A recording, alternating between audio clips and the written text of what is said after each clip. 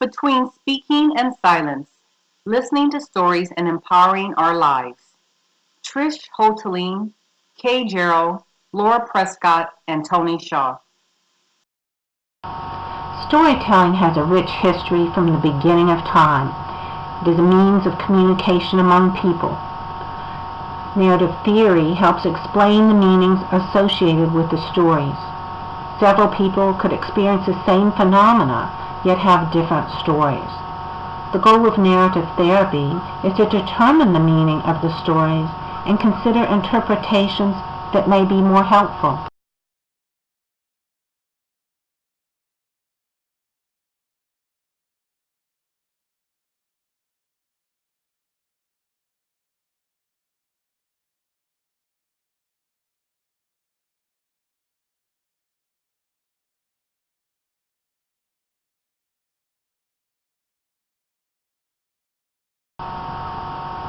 Principle 1. People communicate about their lives through the process of storytelling in verbal and written accounts and through artwork.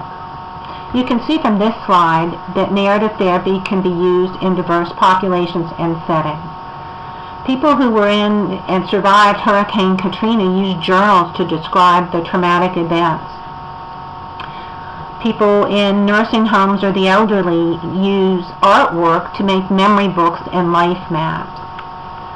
And another study demonstrated how using narrative helped refugee children to reduce the symptoms of PTSD.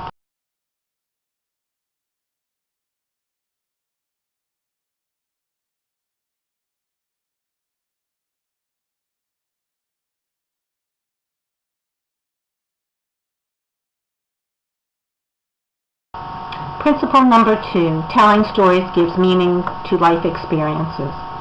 When stories have multiple interpretations, they may be reauthored to find more liberating interpretations of the experience. Narrative therapy has been used extensively in family therapy, where there are often multiple interpretations by family members of the same experience. Parents of gay and lesbian teens have used storytelling to reauthor events and recognize that there is no absolute truth, but rather interpretations of meaning that can create a more helpful understanding. People with chronic illness or terminal illnesses have used storytelling to reflect on their lives and find meaning at the end of their lives.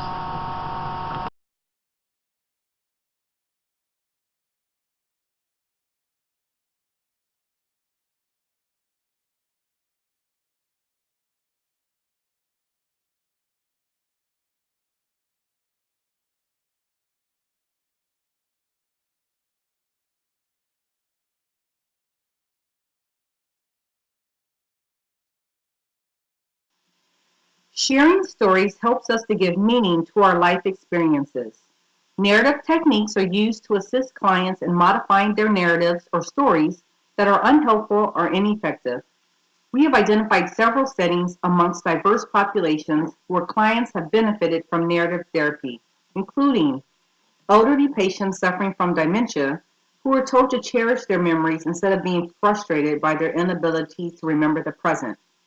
Urban African American youth who learn to let go of internalized self-hatred while utilizing social media. Stroke survivors looking to rebuild their lives. Patients suffering from anorexia nervosa who learn to look past their appearance in order to better understand the root causes of their eating disorder. And people suffering from depression. Principle 4 of narrative theory describes the process of externalization, which allows problems to become objectified and placed outside of the person rather than internalized.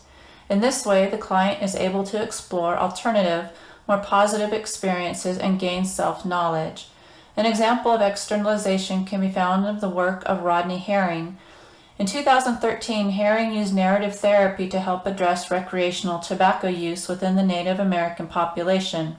Herring used externalizing questions to help individuals be able to understand their tobacco use from an objective and non-judgmental point of view. Questions included: how does your smoking affect your tribal community and/or relations? How do cigarettes taunt you to use them when you don't really want to? What emotions accompany smoking that lead you to use? When do these thoughts of smoking come to you? Where are you? In what situation? Who is around? These types of externalizing questions help the client to achieve some distance from the problem and understand how it impacts both themselves and others, with the hope being to establish new insight and self-awareness, contributing to healthy outcomes and heightened quality of life. Limitations of narrative theory. Narrative theorists contend that the act of diagnosing is fraught with power imbalances, putting clients at risk for discrimination and compounded losses in micro, meso, and macro systems. The lack of commonly recognized labels, however, has ramifications, particularly for social workers, administrators, policymakers, and researchers. It's not a good fit for all environments. Diagnostic deconstruction creates tension when providing clinical services in highly regimented environments that focus on getting reimbursed through managed care, for instance. In addition, the lack of common language to discuss clients can create confusion in cross-disciplinary team meetings. But perhaps one of the biggest limitations of narrative theory is that it is fundamentally at odds with the central tenets of evidence-based practice, which is predicated on the notion of objectivity, acquisition of facts that lead to knowledge. Narrative theory rejects this notion of objectivity and truth that is decontextualized. Therefore, there haven't been many studies showing efficacy, which speaks to the need for more published research that values ethnographic, cross-cultural, qualitative approaches using transcript analysis to generate new findings for the field. The end of this presentation provides some final thoughts highlighting strengths of narrative theoretical approaches. In earlier slides, we've emphasized multiple applications of narrative clinical interventions in diverse settings with myriad populations. Narrative approaches are confluent with storytelling traditions used by so many cultures throughout the world. The stories convey culturally specific messages inundated with images and meanings passed on from one generation to the next through oral, artistic, and written expression. The stories are made alive through the people who tell them, creating immediacy, intimacy, and reciprocity between narrator and witness. They powerfully emphasize possibilities for change, strengths, and resilience because stories themselves are not static. By their nature, they are nonlinear, interactive, and change over time with the retelling and the unfolding of new discoveries and insights. The interventions encourage exploration of identity, language, and power, offering opportunities for new stories to emerge while transforming narrator and witness, and indirectly the multidimensional systems within which they both live.